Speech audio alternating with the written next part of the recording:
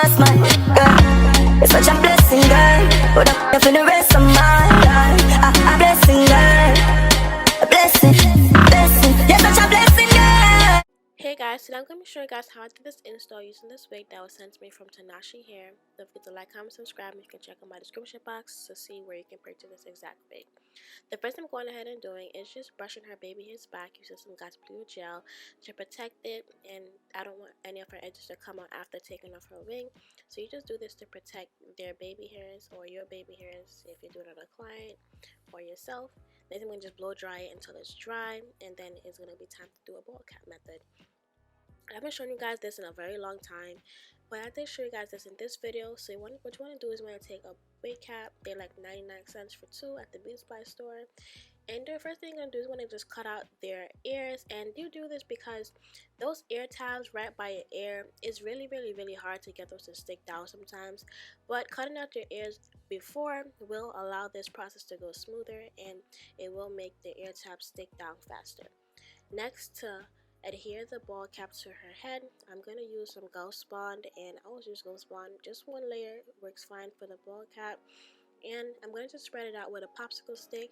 If you're someone that does hair other people, I recommend you to invest in popsicle sticks, because using one thing for every client, it will get annoying and it's going to be very sticky. And trust me, when you're in a rush for the day, like you're just backed up, it's going to be a lot to have to stop and wash the utensil you're using if you're just using one for every client. Next, when it's completely dry, when it's completely clear, you're going to want to go in with the scissors. Doesn't have to be so small. You're going to have to go in with the scissors and just begin to cut off the excess cap.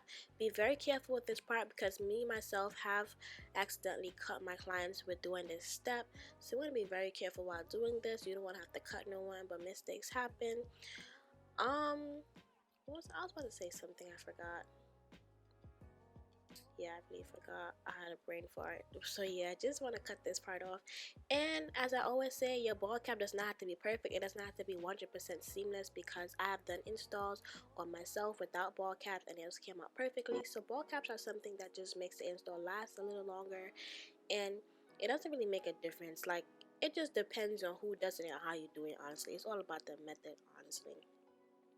Next, to make the ball cap blend in more, what you want to do is going to take some eyeshadow, and I advise you guys to invest in an eyeshadow palette that has many skin-like tones in it, instead of buying different foundation colors for every client, because you will save money by doing this. I'm kind of bummed I used my Jaclyn Hill palette for this though, because it was like, you know, a good palette. Even though I barely do my makeup, it was still a good palette that I basically wasted. But I had that there for a long time though, so I guess it's whatever. Next, I'm placing the wig onto her head, and honestly, this wig was amazing. Like, the lace, you see the lace? Different. I believe it's transparent lace if I'm not mistaken, because of that white tone to it. Now what I'm doing, I'm taking that same small scissors, and I'm just cutting off the lace in a zigzag motion. Honestly, you don't need such a small scissors, because right now I don't even use these size scissors anymore. I use like regular size scissors with everything now, so you don't really need a small scissors. And like, as I'm cutting the lace off, I was looking at it in the mirror. I was like, yes, it's about to be so fire, because the lace just blends in so well.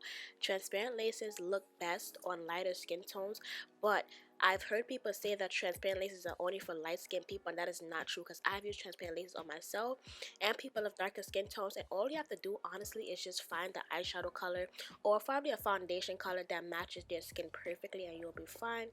Right now what you see me doing is just going back in to add some foundation to that lace to make sure that it blends even more. Even though it did blend without the foundation, I want to just add some more foundation to make it blend. Next, I'm going to go in with some rubbing alcohol, and you want to do this because we did add makeup to the head and to the cap, so of course some of it most likely spread out onto her forehead. Also, I'm going to be going in with the Ghost Bond again. I do use 3 layers as always. 3 layers can get you up to a 2-week hold and more with proper maintenance, and if you do not sweat a lot, because of course sweating will make it easier for it to lift. And before you add your next layer, you want to make sure that the layer before it is clear or close to clear. Do not make sure that it's all the way clear, because when it's all the way clear, that means it's all the way dry, and when it's all the way dry, it will be hard for that lace to lay down because it's all the way dry. Gotta make sure that it's tacky but not all the way dry. Also, before you guys go any further, I want to let you guys know that sadly I did not get to film me doing the baby hairs of this install because my phone and my camera ran out of storage. It was not filming. I was like, oh my goodness. So you guys got every single step before the baby hairs, but you guys did not really get the baby hairs completely. If you guys want to see a baby hair tutorial, there's many on my channel of me showing how I do my baby hairs, and you guys let's get in tune with those. Now I'm going in after my third layer, and I'm gonna start laying down the lace. This wig was kind of hard to lay down because sometimes the way the wig is made in a factory may affect how the wig lays down, because you will get, I know this probably happened to a few of you guys don't know what to do. It's an easy fix, but it takes patience and it takes like technique. So as I'm laying it down, I'm gonna show you guys what happened. So I laid it down a certain place on the, is that her? Oh, okay, on the right side. I laid on surface on the right side. When it came to the middle, you see how it began to buckle up. I'm sure this happened to a lot of beginners and you guys don't know what to do, but I'm gonna let you guys know what you do in the situation. So right now, I'm gonna see me lift it back up, and I'm doing this because basically when you place it on the side first, the middle part is gonna buckle up because you placed it in a place where it's gonna like fringe up and pull when you pull it on the other side. It's really hard to explain. Like, you have to be doing it to understand what's going on. I hate when this happens, but I noticed that it happens with some wigs and it doesn't happen with all wigs, and I feel like that's because of how the wig was made in the factory, how the wig was constructed. To fix this, one of the things you can do is you can go ahead and part out a front section of the hair, pull it forward flat, and then cut out that section so that it looks, so as that it's not too far on the forehead, because if I pull it forward and lay it that place, it will be too far on the forehead. So I'm going to part those hairs out to the front, pull it forward so that it lays flat, and then cut that part off. And that's how you fix that bulginess in the front. You can also fix it by also just putting the lace in the middle up a little bit, but also that will make the wig be too far on your forehead. So you see how I'm pulling it up, and I'm gonna part out the front section that's bulged up and cut that part right off. Cause you don't want a forehead you don't want a lace that's like literally on your forehead. That's not gonna look right. So the best bet is to pull it forward, part out the front section that's too far on your forehead, and just cut that part off, and you're gonna have a flat laid install. So honestly, I know that it's hard to look. I know it's hard for me to explain it because as I'm explaining it, I'm like, yeah, I don't even get what I'm saying. But if you're ever in a situation where your lace is bulging in the middle, all you have to do is lift that part up, pull it forward, and cut out the part that's not on the glue. And I kid you not, if you're in that situation, just relax, try that. I know it may be hard to understand what I'm saying on your phone or your computer, whatever you're watching on, but once you try it, it will work out. What you guys saw me doing, I'm going in with some more glue, and I'm placing that underneath the part that's lifted, and just going ahead to lay that back down. I'm going to cut some, lace some, cut some, lace some.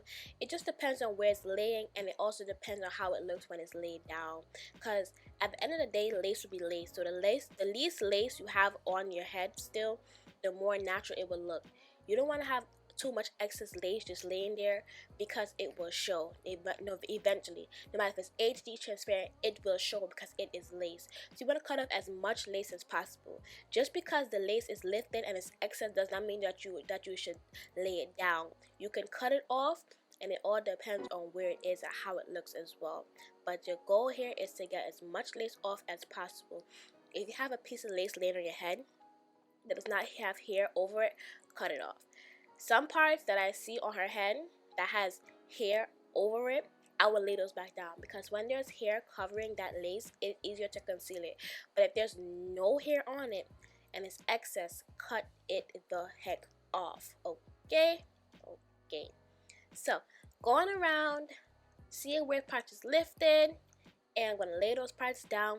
You guys probably can't see on camera, but there was still a section that was bulging up in the middle, and I hate that. So you guys are gonna see how I fixed that some more. As I said before, I don't know why this happens, but I can tell when it's gonna happen. If you lay a wig down, right, and as you're pulling, if you lay it down in the middle, right, the middle section down, and you see that it's pulling, it's gonna bulge in the middle, like it's gonna bulge. And it's just how the wig was made. So if this happens to you, just know that it's not really your fault. but just know that you can fix it as well. As you see me doing right now, it was bulging up in the middle still. So you see what I did? I lifted it up, I pulled it forward a little bit, and I laid it back down. Next, you're going to see me go in and just cut some of that off. Cut the front pieces off because you don't want too much excess lace. You do not want no wig that's far on your head. It's not going to look right. You're going to look stupid, and nobody wants to look stupid. I'm going to cut those parts off, pull up, cut off, pull up, cut off. That's really the method to do it. It's not even a hard fix, but it's a fix that takes patience, and you have to really know how to gauge when to fix it. So if you're a beginner, I will understand why you're going to be scared to fix it, but do not be scared. It's an easy fix. You have to relax and use technique. Okay, now I'm going ahead and point out these sideburns. If you know me, you know I love doing these little swirly circle sideburns. I love how those look so much. That's how I do all my sideburns, unless my clients ask me to do otherwise. But for the most part, I do the swirly sideburns, right? And I'm gonna let you guys watch, see what I'm doing for the rest of the video. Until I'm doing something different, I'm gonna come back and talk to you guys some more. But for now, I'm gonna be quiet. And here I am going again, about to cut some of this off, I believe. Yep, I cut that off because it was bulging up. And yep, see the technique. I pray to God that y'all are understanding what I'm saying, because the whole point of making these videos is for it to be educational and purposeful, so you guys can really get into how to do an install. Like, if you watch my YouTube videos and you do not know how to do an install, then you're not watching it right. I feel like I'm so descriptive, and I get into stuff, like I get deep into it. And if you feel like you cannot do an install after watching a couple of the videos on my channel, then sis, are you really watching? Are you really watching? You can be watching if you can't do an install after watching a couple of my videos, because it's just so descriptive, I feel, in my opinion. And I've also heard others tell me that my videos are very descriptive as well. So yeah.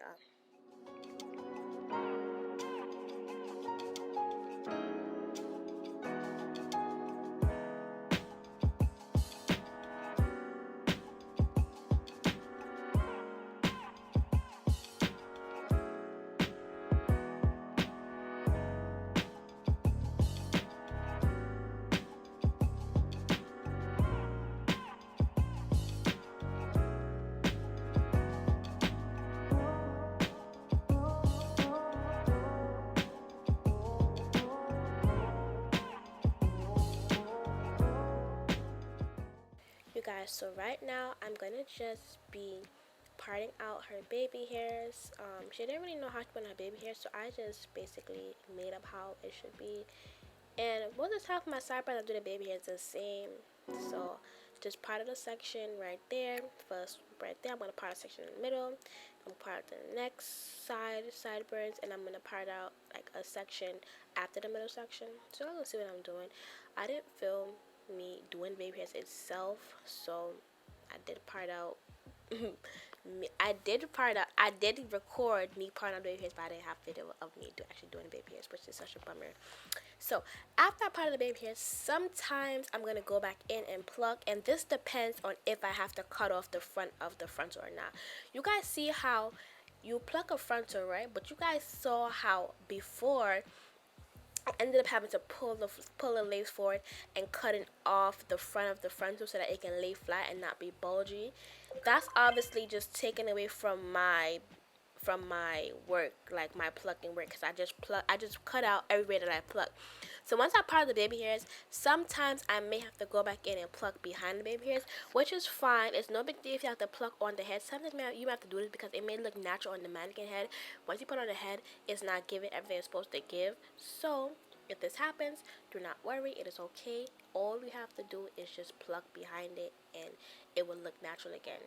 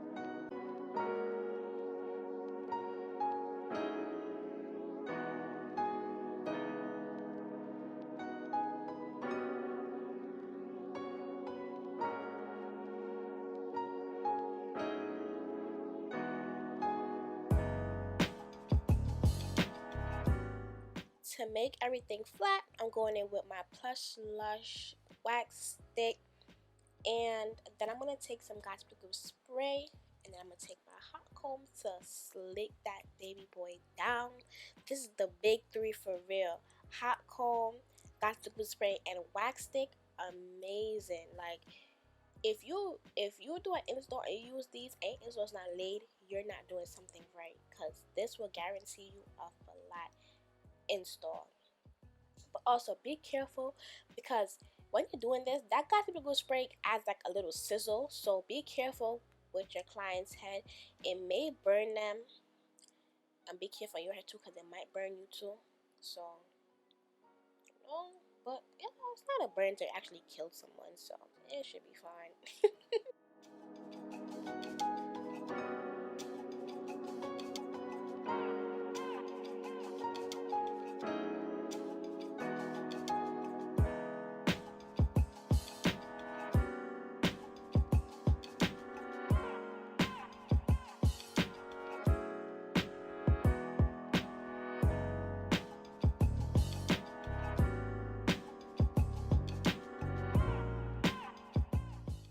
When I'm done with the hot comb, I'm going back in with this Godspeed Glue spray, spraying it between the hairline and the baby hairs, and then I'm gonna just tie it down with this elastic band for styling.